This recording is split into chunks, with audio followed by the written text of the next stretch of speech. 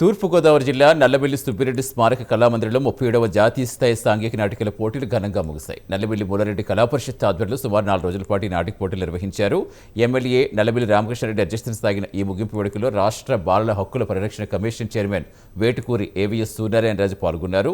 9 నాటికల్లో ఉత్తమ ప్రతిభ కనబరిచిన విజేతలకు 20 విభాగాల్లో వారు బహుమతులు అందించారు.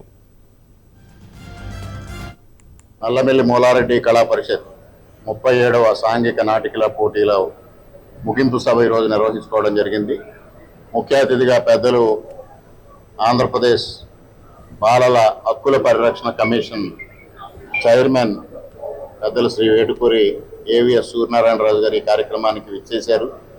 ఈ కార్యక్రమం 4 రోజుల పాటు విజయవంతంగా నిర్వహించుకోవడం జరిగింది. కొన్ని ప్రాంతాల్లో నాటకాలకు కానీ నాటికలకు కానీ విశేషమైన ఆదరణ లభిస్తూ ఉంది. కొన్ని విదేశాల్లో ముఖ్యంగా జాతీయ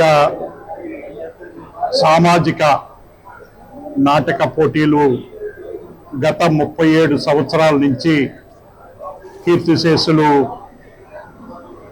మూలారెడ్డి గారు ప్రారంభించిన కార్యక్రమాన్ని ఇప్పటికీ కొనసాగిస్తూ రామకృష్ణారెడ్డి గారు ఆధ్వర్యంలో ఈరోజు 37వ నాటిక పోటీల్ని నిర్వహించటం, దీంట్లో అనేక సుమారు 9 నాటికలు పైగా ప్రదర్శించటం, సామాజిక రంగంలో మార్పుల కోసం ఈ నాటికలు ప్రదర్శించటం చాలా ముదా